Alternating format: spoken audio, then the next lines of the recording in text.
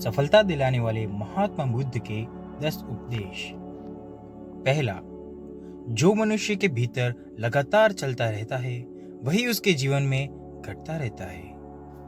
अगर किसी व्यक्ति के भीतर हर समय कामवासना चलती रहती है तो उसके जीवन में कामवासना ही घटित होगी। यदि किसी के भीतर हर समय धन के विचार चलते रहते हैं तो उसके जीवन में धन ही घटित होगा। और यदि किसी व्यक्ति के भीतर हर समय अपने जीवन को बदलने की इच्छा उठती रहती है तो उसका जीवन भविष्य में जरूर बदलेगा जैसा उसने चाहा था।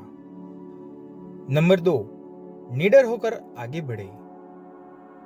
केवल 2 गलतियां हैं जिसकी वजह से इंसान सफल नहीं हो पाता या सत्य को प्राप्त नहीं कर पाता। पहला, शुरुआत न करना और दूसरा, सागर तय न करना।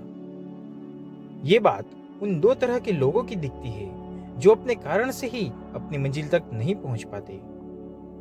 पहले वो जो भाग्यवारी नजरिया रखते हैं और दूसरे वो जो मुश्किलों से घबराकर अपने काम को अधूरा छोड़ देते हैं। अगर आपको अपनी लाइफ में आगे बढ़कर सफलता को प्राप्त करना है तो आपको इन दोनों तरह के लोगों से बहुत दूर रहिए और अपने आप में एक पॉजिटिव इंसान बन जाइए। आगे बढ़िए और किसी भी काम की शुरुआत कीजिए और जिस काम की भी आप शुरुआत करो उसे आप पूरा करने की कोशिश कीजिए, फिर सफलता आपको जरूर मिल जाएगी। अब जानते हैं महात्मा बुद्ध के तीसरे उपदेश के बारे में। मेहनत के बिना कुछ नहीं। आलसपन और कामचोरी आपको बर्बाद की ओर ले जाने वाला एक छोटा सा रास्ता है, जबकि मेहनत अच्छा और खुशहाल जीवन जीने का एकमात्र तरीका है। मूर्ख लोग बेकार है और बुद्धिमान लोग मेहनती है। अगर आपको अपनी लाइफ में आगे बढ़ना है तो आपको मेहनत करनी होगी। मूर्खों की तरह बैठे बैठे कुछ भी नहीं मिलता है और सुनने से कुछ नहीं होता। अगर आपको अपनी लाइफ में आगे बढ़ना है तो आपको उस पर एक्शन लेना बहुत जरूरी है। इसलिए बुद्ध ने कहा है, मेहनत करो क्योंकि मेहनत के बिना कुछ नहीं होता। चौथा उपदेश, खुश रहना है तो अच्छा सोचिए। बुद्ध ने कहा है कि जैसा हम सोचते हैं ठीक वैसा ही हम बन जाते हैं। जब मन शुद्ध होता है तब प्रसन्नता हमारे ऐसे पीछा करती है जैसे कि हमारी परछाई हमारा पीछा नहीं छोड़ती है। इसलिए इंसान को हमेशा सकारात्मक बातें सोचनी चाहिए ताकि हर कठिन से कठिन परिस्थितियों में वो आशा की किरण ढूंढ सके और अपनी लाइफ में खुश रह सके। सोच व्यक्ति के जीवन को बना भी सकती है और बिगाड़ भी सकती है, क्योंकि जैसा व्यक्ति सोचता है वैसा ही वह बन जाता है। आपकी सोच का निर्माण होता है आपकी 5 इंद्रियों के द्वारा, और वो 5 इंद्रियां हैं आंख, कान, नाक, जीभ और त्वचा।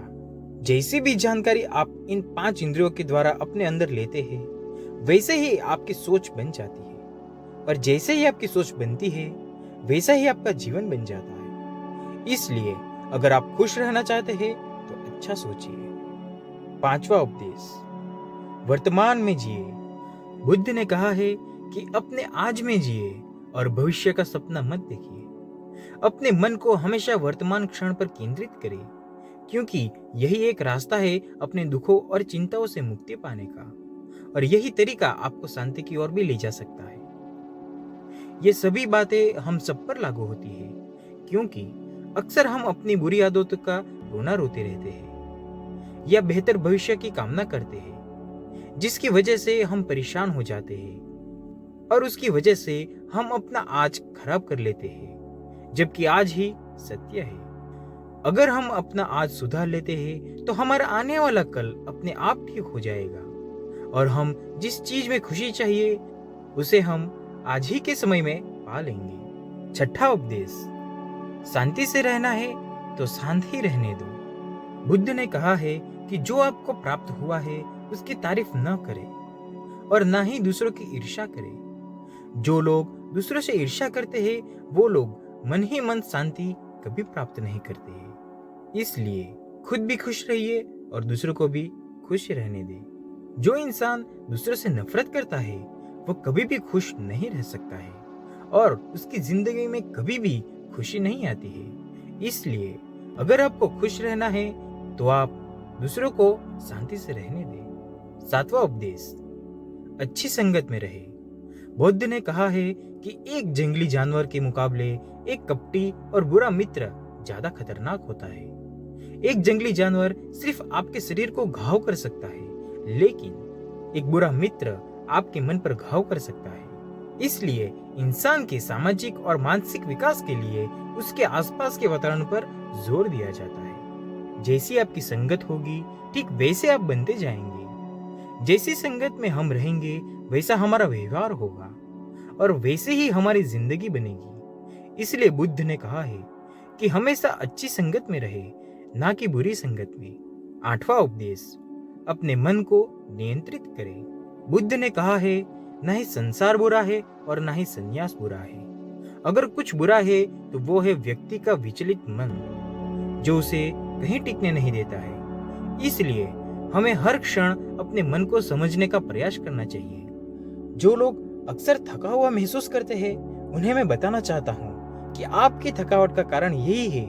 आपके मन में अनगिनत विचार चल रहे हैं, जो कि आपके शारीरिक ऊर्जा को खत्म कर रहे हैं। नौवां उपदेश, व्यक्ति को व्यभिचारी नहीं करना चाहिए। बुद्ध ने कहा है कि व्यक्ति को व्यभिचारी नहीं करना चाहिए, क्योंकि व्यभिचारी व्यक्ति को उसकी ही नजरों में छोटा बनाता है और छोटा व्यक्ति कभी भी कुछ बड़ा हासिल नहीं कर सकता। 10वां उपदेश, क्रोध अग्नि के समान है। बुद्ध ने कहा है कि क्रोध अग्नि के समान है।